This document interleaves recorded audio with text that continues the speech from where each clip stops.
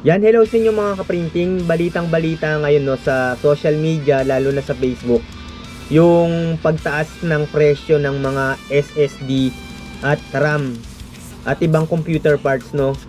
Ito sa tingin ko dahil dito sa sa technology ng AI. By next year baka sumipa pa lalo presyo nito. Isang example nito, ito nasa ChatGPT ako, free lang to no. Paano pa kaya kung naka-subscribe ka no dun sa mga iba pang AI na application? Ito simple lang to, pakita ko lang no. Kasi ito pag nag-Photoshop ka, matagal mo tong gagawin pero pag AI ka lang, napakasimple lang no, magpo-prompt ka lang no. Tulad nito yung ChatGPT kahit Tagalog, naintindihan yung ating nilagay. Yan. So tingnan nyo, dinrag and drop ko yung logo ko. Then nag-type lang ako dyan, gawing gift wrap no. Then in-enter ko.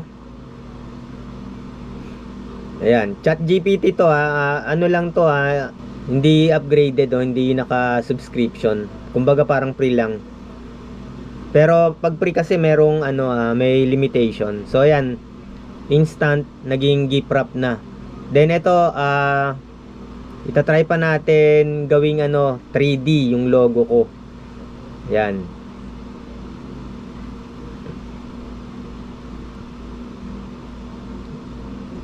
Yan. Hanapin ko yung logo. I-drag and drop ko lang dyan. Drag and drop. Then magpo-prompt na ako. Itatype ko na kung ano yung gusto kong gawin. So Tagalog lang para simple. Nilagay ko gawing 3D ang logo ko. Yan. Then enter. Yan. So yung kaya siguro nagmahal, tumaas, sumipa yung presyo ng SSD tsaka ng mga RAM dahil nga in demand, mas mabilis ang computer no kapag mas mataas ang RAM, mas maganda yung performance ng computer pag mataas ang RAM. Then syempre kailangan ng storage, kaya tumaas din yung presyo ng mga storage tulad nitong SSD. Yan, tingnan nyo yung logo ko no, napakasimple lang nung nilagay ko no, gawing 3D. Siguro ngayon ang pag-aralan natin yung paano natin masasabi no kung ano yung gusto natin gawin dun sa image o design na ilalagay natin dito sa AI para mas magiging maganda no. Ayan, ito i-compare ko sa Photoshop yung gawa kong plot tsaka yung gawa ng AI. No, ito yung gawa ng AI. Ito yung original na logo ko no, gawa ko yan sa Photoshop. Then yan, ilang minuto lang no nakagawa ng 3D logo yung AI.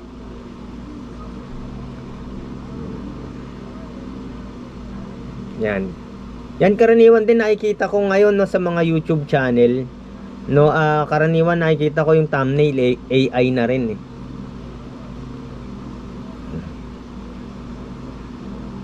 Yan. So ito yung gawa ng ChatGPT. Yan.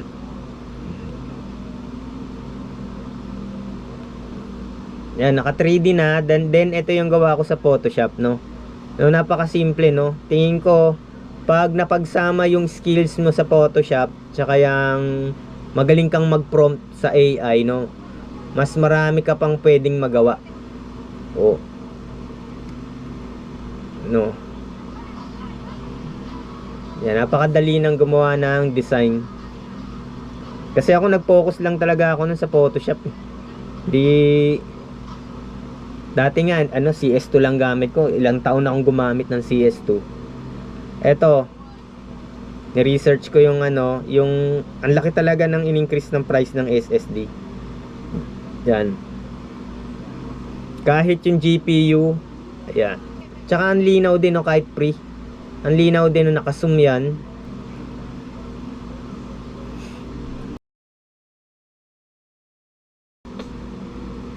Ayan no.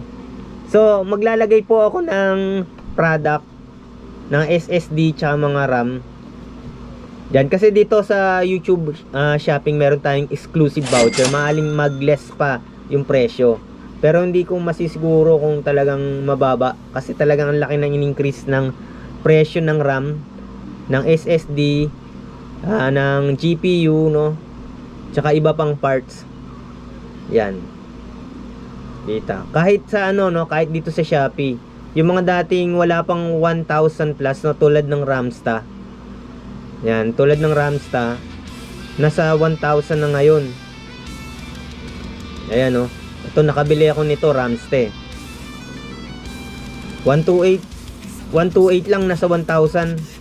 Ang laki talaga ng in-increase. Dati yata wala pang 1,000 yan, parang 500 or 600 lang. Yan, lalo na yung Kingston, no? Kilalang brand yan, eh.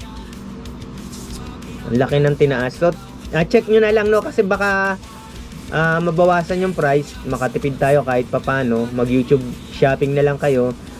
I-check nyo yung tag product sa baba, no. Pag sa short naman, sa taas yung ano, nakikita sa taas, parang icon, itatap nyo lang yan, then mapupunta kayo sa Shopee application. Yan. So recommended na ang watching ay sa cellphone kung mag-YouTube shopping kayo, no, para mabawas yung exclusive YouTube voucher. Pag matataas na price, almost 1,000 yung less, no, hindi ko lang masisigurado kung, kasi pwedeng magbago yung ano, yung YouTube voucher, no, pwedeng tumaas, pwedeng bumaba. Hindi natin masisiguro kasi hindi naman tayo yung may-ari ng shop na yan, mga affiliate lang tayo. So hanggang sa muli, maraming salamat mga ka-printing, mga subscriber ko dyan. Huwag nating kakalimutan mag-subscribe dun sa mga napapadaan. Maraming salamat.